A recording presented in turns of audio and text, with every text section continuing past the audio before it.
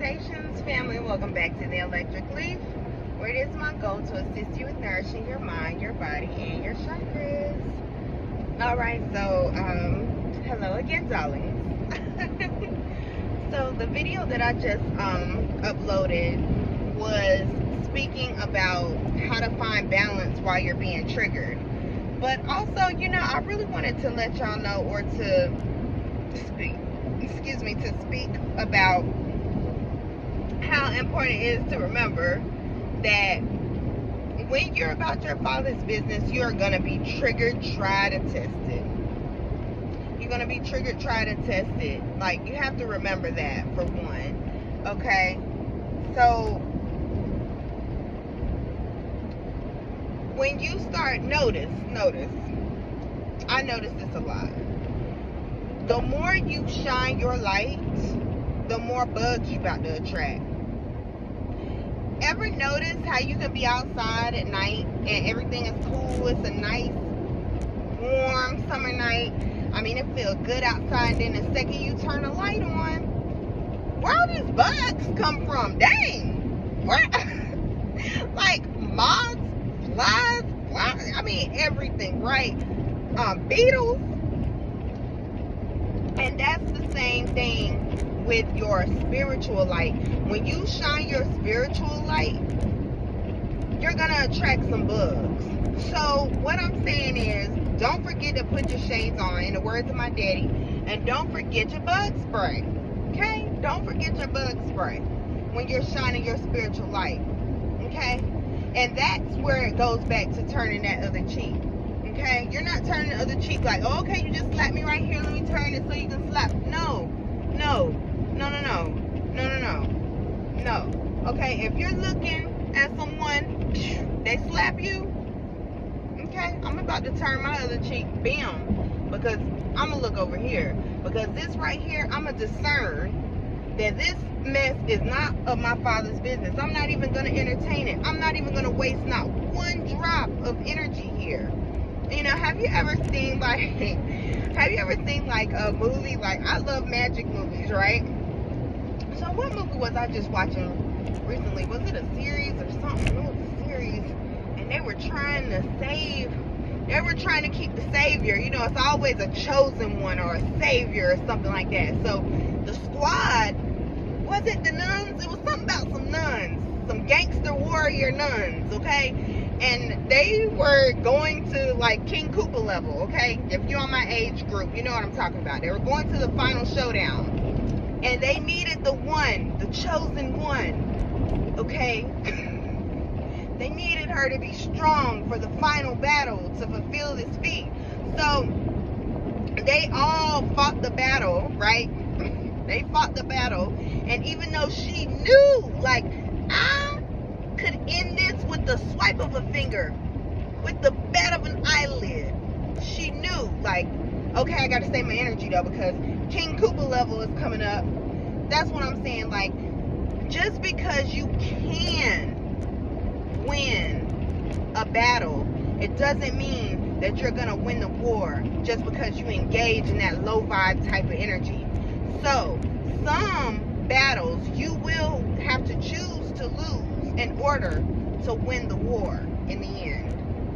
Okay? Alright?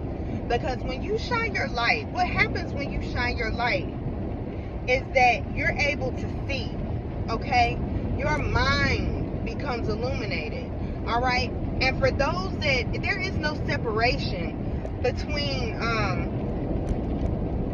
if you serve God, you serve God, okay? How do I say this? When I'm not gonna say I'm not a Christian, but I'm not a Christian, I'm a servant of my brothers and sisters because I'm about my Father's business. Alright? In spite of anybody else's religion, I am a servant of the Most High. Okay? Child of the Most High. Y'all are my brothers and sisters. But I say that because even in the book of Matthew, it speaks about the third eye. In the Old Testament, it talks about crystals. God was instructing Moses to adorn Aaron's robe with crystals.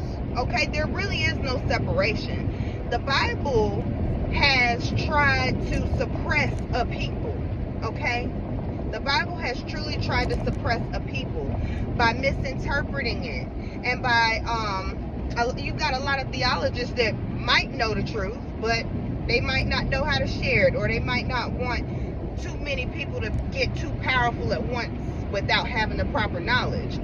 But there is power in all things that God creates. There is nothing in this earth that is evil unless we yield it to be evil, right? Like in the magic movies, there's a sword. There's always a sword. There's always a sword or a wand, some type of something that is like super powerful, and you just know that much power in the wrong hands is what is scary. Just like guns are not scary, it's who's holding the gun that's scary. Cars are not scary, it's who's driving the car that's scary, right?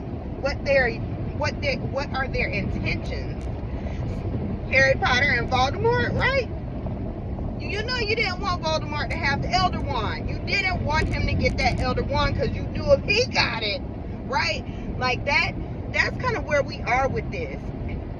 You have to understand that there is power in everything, and that God has given us dominion.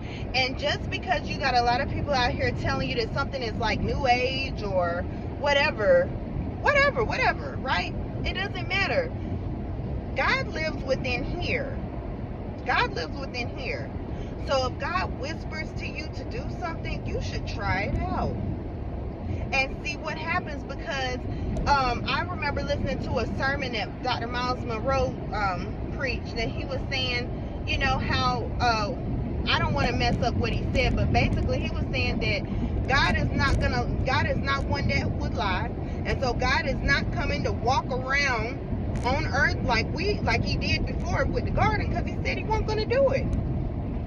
And but that's why we need to be obedient to the Most High, because that is how God does his work. That's how the divine mother and father, however you want to call that divine creative force, that creator of all, but we could never box and never completely define and never completely label that divine source. You know, that's how it works. It works through the I am. It works through us. It works through the I am. And the I am is so powerful. The I am can be scary, because when you recognize that God lives in here, then it becomes scary to say that I am God, because that responsibility means that you have to look at yourself more than usual and take responsibility for what you chose to create with the Elder Wand, whether you were Harry Potter or Voldemort. You know, and that's a scary space for a lot of people. But the I am is the most powerful tool to manifest, and it's the most powerful way to be about your Father's business. And it's the most powerful way to accept responsibility and to be creative. So I say all that to say this: do as much research as you possibly can. You know, don't allow someone to steal your power. Don't allow someone to steal your energy. Don't allow someone to tell you that God is not speaking to you. Don't allow somebody to tell you that God is not working through you. Don't allow somebody to tell you that you're not hearing God. Because the unknown is essential to your private, intimate relationship with God. That is your religion. That's why I don't like sharing religion with other people, because that intimate ritual of listening to God, it should be private. It should be between you and the Most High, because God's going to tell you to do something specifically just to see if you're listening to him, her, the divine mother and father, or however you want to call it, God is going to talk to you to see if you're listening, to see if you actually know him like you say you do, or if you're more interested in listening to man so that you don't end up rejected or ostracized. When sometimes you might end up rejected and ostracized if you're about your father's business. Wasn't Jesus Christ rejected and talked about and ostracized and killed? Because there was nothing that could take him from his father's business. Nothing.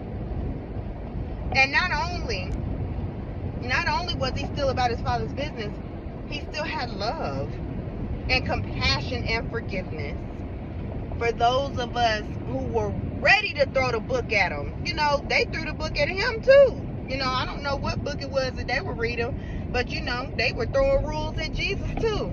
Like, oh wow, healing on the Sabbath? Really? He has the audacity, say he this and that, and he up here healing on the Sabbath. And then Jesus was like, yeah, that is the rule, that is what y'all got written, but,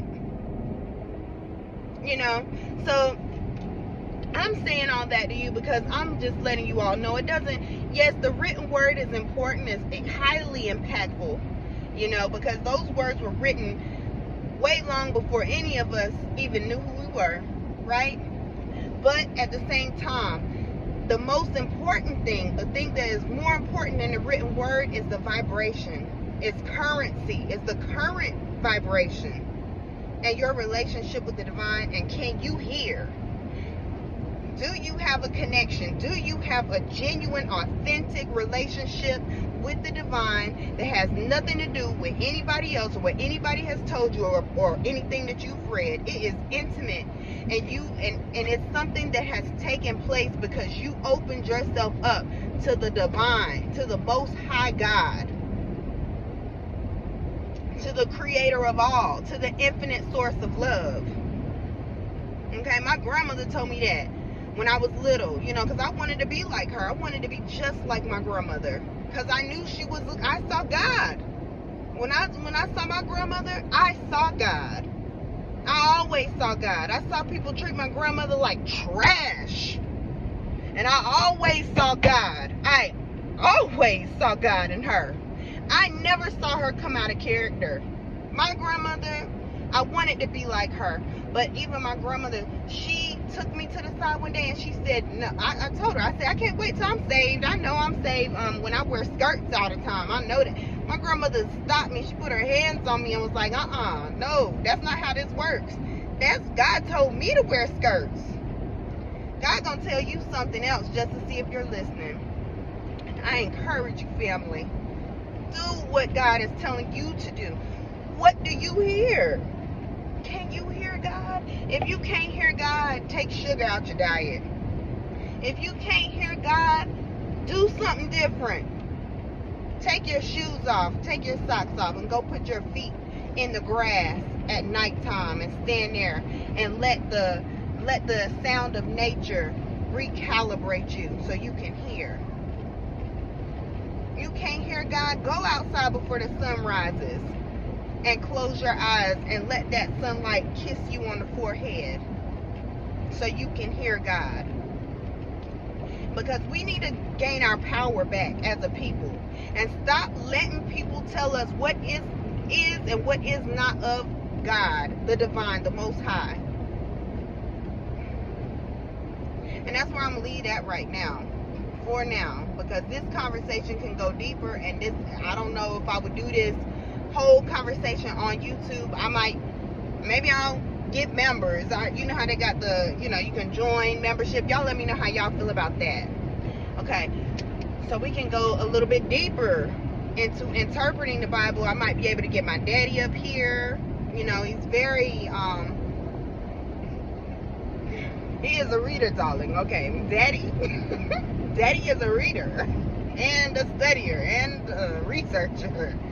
So anyway, until next time, family, I hope you guys understand where I'm coming from, and I hope that something was ignited in you listening to this so that you can walk in your spiritual power and live in your purpose. Okay? So until next time, family, continue to vibrate love and vibrate well.